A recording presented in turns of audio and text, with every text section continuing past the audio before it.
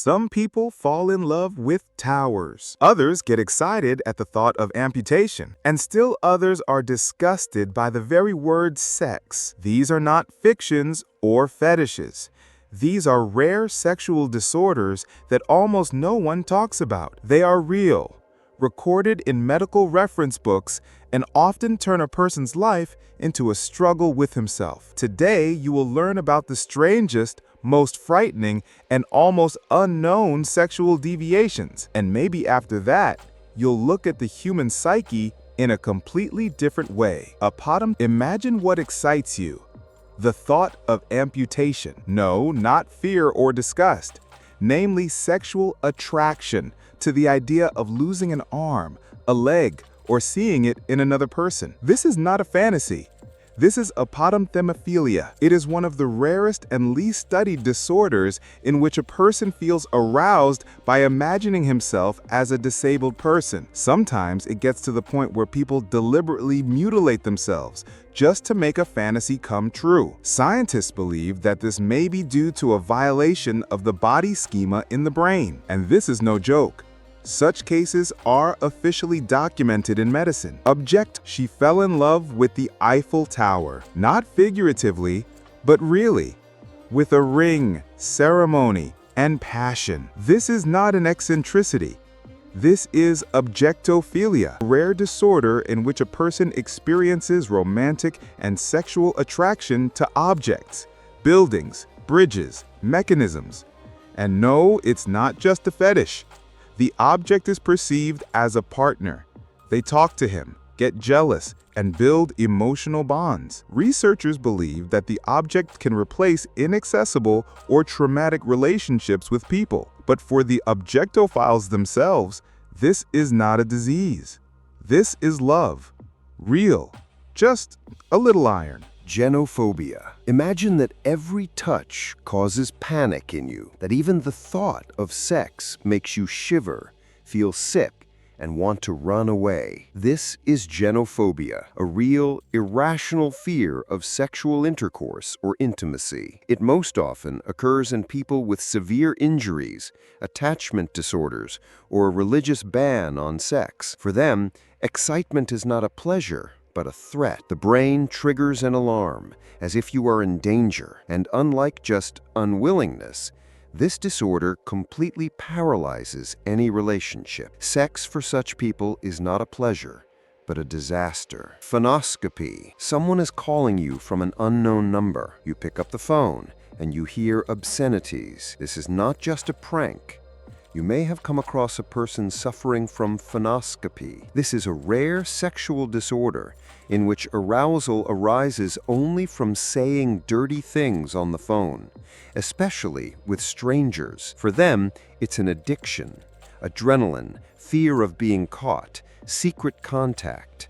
All this works more than any pornographic film. Medically, this is considered a form of exhibitionism, and yes, this disorder can lead to criminal liability. Stomatophilia. Lips, language, teeth. For most, it's part of a kiss or a game. And for some, it's the main source of excitement. Stomatophilia is a rare disorder in which sexual attraction is directed exclusively at the mouth and everything related to it. But not just like kissing. Without teeth, bites, or the appearance of a mouth, such people can't get aroused at all. In some cases, even the sound of chewing or the shape of the jaw excites.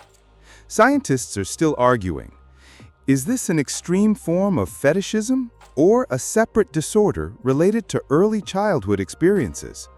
But stomatophiles are sure that the mouth can be much sexier than the rest of the body. Pictoniacism. Forget about living people. These people are only aroused by hand-drawn characters.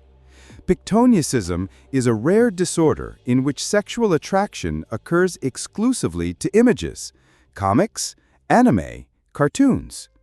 A real relationship causes nothing but boredom or awkwardness. But a 2D character is an ideal, controlled, idealized, non-judgmental.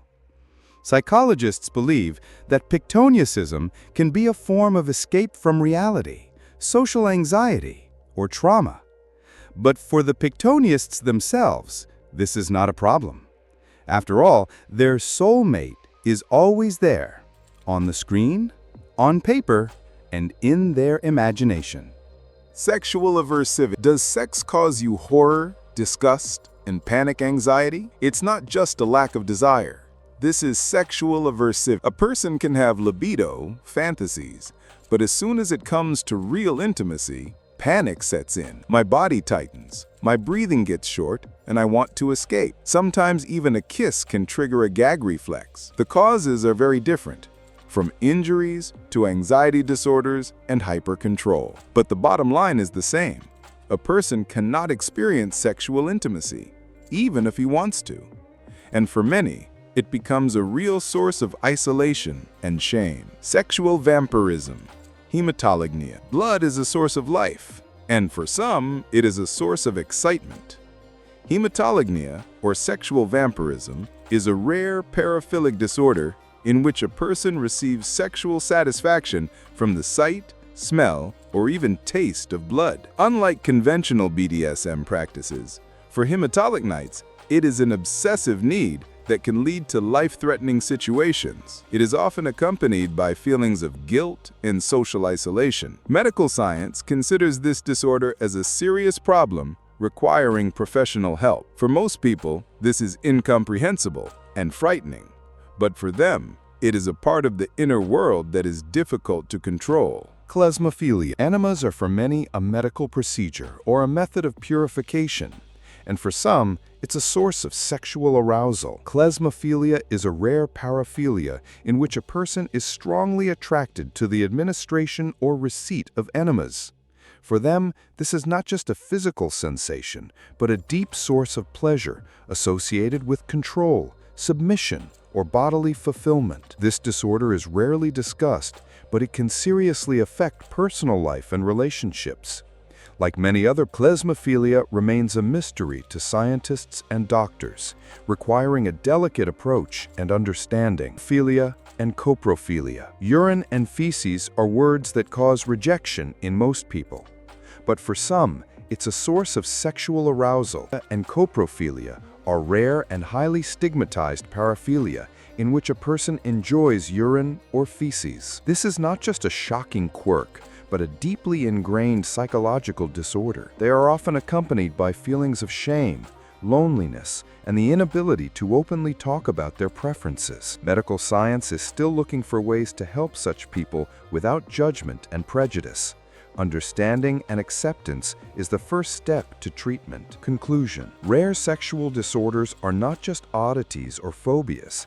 These are deep psychological conditions that affect the lives of millions of people around the world. Many of them are accompanied by fear, loneliness, and misunderstanding from others.